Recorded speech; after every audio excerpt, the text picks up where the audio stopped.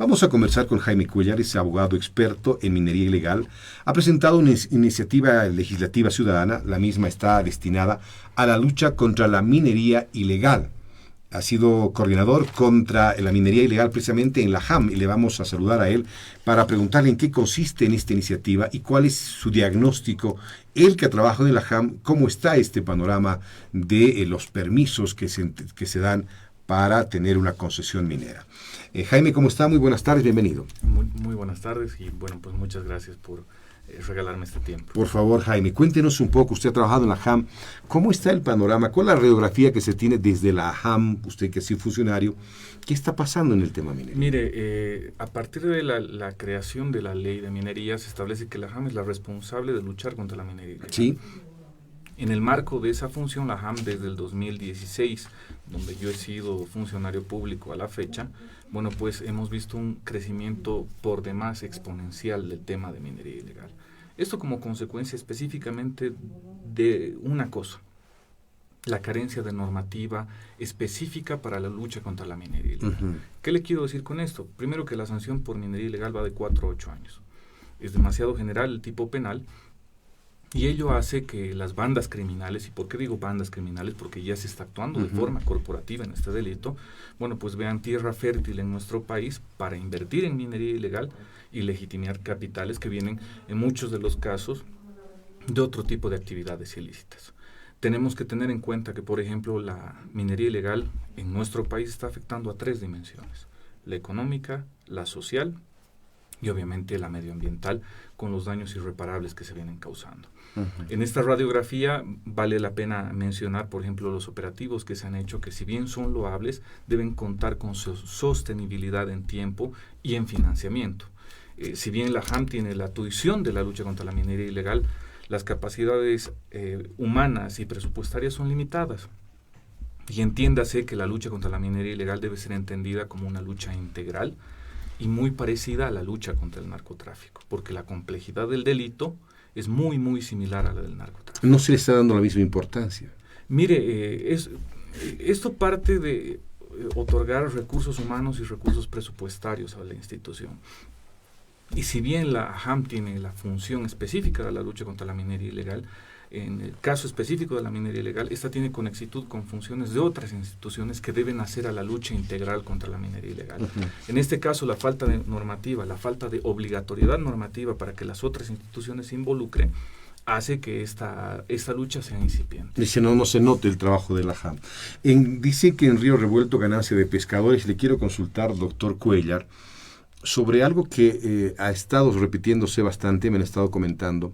¿Es cierto que la gente va a las puertas de la JAM a dormir, a vender fichas para tener un espacio de concesión y que hay mucha gente que hace fila en el lugar?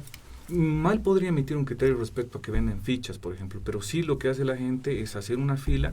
¿Para qué? ¿Duermen en el lugar? Sí, ¿esto para qué? Para reservar áreas, y a partir de esas reservas de áreas ellos puedan iniciar sus trámites en la JAM, ya sea para la solicitud de un contrato administrativo minero o una licencia de exploración y prospección. Desde ahí empezamos mal, ¿no? O sea, ¿cómo puede ir la gente a dormir en la calle a esperar que le den una ficha o una atención? Ahí hay una cosa media rara. Más que una cosa rara, es un tema también de susceptibilidades entre los actores productivos mineros. ¿Por qué le digo? Porque puede ser que el área 1 esté libre o esté... se libere, póngase, el día de mañana, uh-huh, y 2 o 3 cooperativas estén a la expectativa, o 2 o 3 empresas estén a la expectativa. Están a la pesca, entonces. Exactamente. O sea, esto no es mentira, entonces. La gente va a dormir en la calle esperando un espacio, tener una...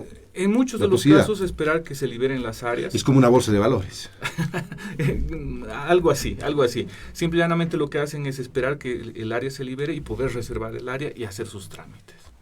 Y esto está a la expectativa de, bueno, pues tener conocimiento de que... Y uno no puede pensar que hay tráfico de influencias. Yo que trabajo en la JAM, por decirle, tengo a mi amigo que está a un contacto en la fila y le voy a pasar el dato para cambio de unos pesitos, digamos. No, en lo que refiere, por ejemplo, el tráfico de influencias, en el tiempo que yo he permanecido ahí no he podido ver aquello.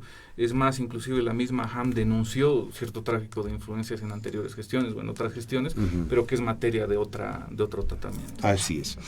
Doctor, cuéntenos usted esa iniciativa legislativa que ha presentado. ¿En qué consiste? Primero, como mencionaba al inicio, generar obligatoriedad para que en la lucha contra la minería ilegal no solamente participe la JAM, porque la ley le da esa función estrictamente a la JAM, sino que también participe Ministerio Público, Fuerzas Armadas, Policía Boliviana, ANH, Autoridad de Empresas, la UIF, y bueno, pues la serie de entidades reguladoras que en el marco de sus pequeñas competencias también hacen a la lucha integral contra la minería ilegal.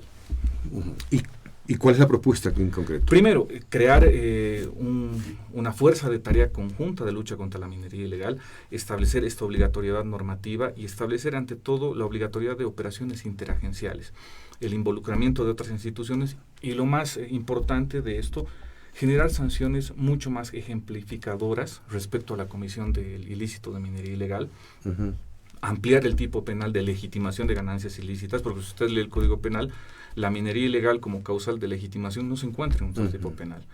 Y crear un estamento. Un vacío legal. Exactamente, y eso es aprovechado por estas bandas criminales que en el marco de esta generalidad utilizan esas argucias jurídicas para beneficiarse de la norma.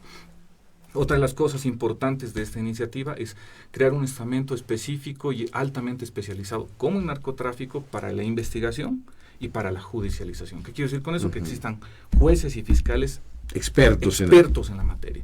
Porque ¿qué es lo que sucede? En muchos de los casos nos ha tocado lidiar que jueces y fiscales no conocen el tipo penal de minería ilegal. Claro. No son especialistas en y esto hace que, por ejemplo, la lucha contra la minería ilegal sea estéril en algún momento. Y otra de las cosas que también se plantean de esta iniciativa es la persecución de la comercialización ilegal producto de la minería ilegal. ¿A través de qué? La investigación de capitales, la investigación del origen de los insumos, a través de inclusive generar mecanismos de coordinación estratégica a nivel internacional que hagan que esto genere una integralidad no solamente nacional, sino también internacional. En este tiempo, lo que me decían algunas personas del área aurífera, que no están quileando, están sacando toneladas por día. Y sacar toneladas por día no está llegando al Banco Central con la ley del oro. ¿Es posible que el Estado, los funcionarios públicos, vayan hasta las minas a comprar directamente? Porque los mineros no están llevando el oro. Yo creo que eso parte también del tema de los precios. ¿Qué es lo que pasa? Un minero ilegal siempre va a preferir vender para evitar esa sensación de riesgo de estar controlado a una comercializadora ilegal o a una comercializadora formal. Claro. Y en este caso, desde mi perspectiva, que el Banco Central vaya a buscar a los mineros hace que se pierda la esencia propia del Banco Central.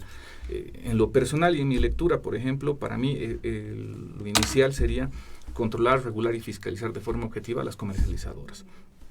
Y en el marco de esa control y fiscalización, automáticamente la gente que desea comercializar oro le va a vender al Banco Central.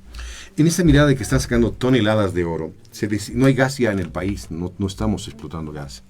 ¿Es posible que reemplace en divisas, en economía, el oro al gas?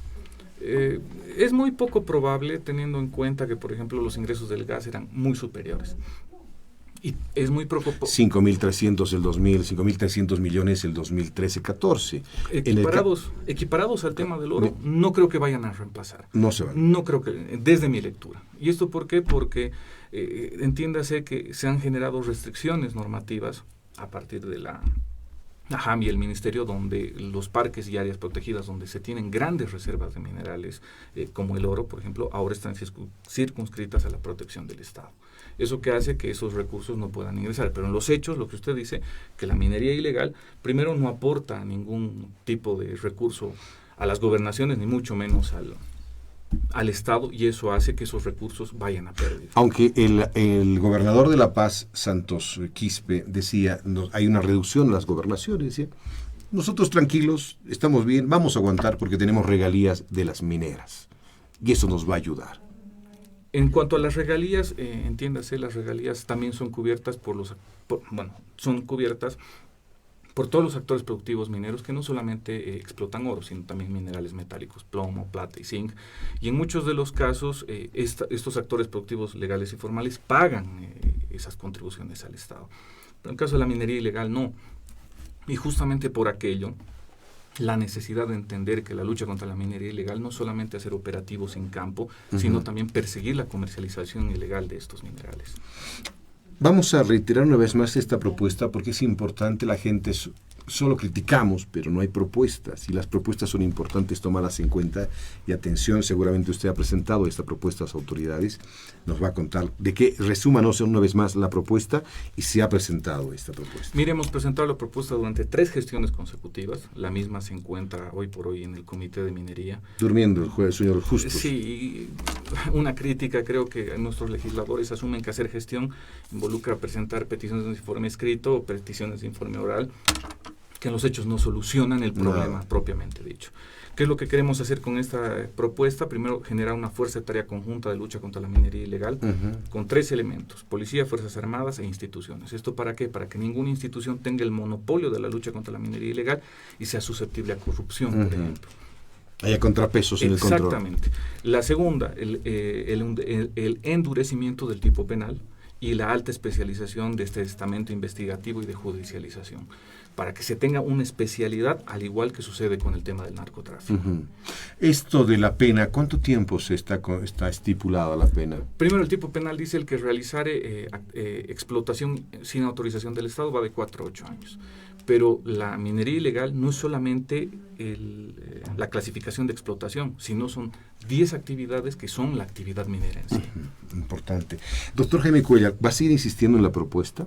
Esperemos que esta vez, aprovechando las coyunturas que vive nuestro país y ante la necesidad imperante de hacer frente a este ilícito, bueno, pues los legisladores puedan hacer eco de esto y generar una solución integral a un problema que podría generar un efecto de poner en vilo la seguridad e integridad de nuestro propio Estado. Doctor Jaime Cuéllar, le agradezco mucho su visita, a darnos esta propuesta, y ojalá pueda ser tomada en cuenta y no vaya a dormir el sueño de los justos en esta coyuntura donde necesitamos propuestas y ver las posibilidades del alcance que puedan ser factibles. Gracias por visitarnos. Muchas gracias a ustedes. Un gusto tenerlo acá.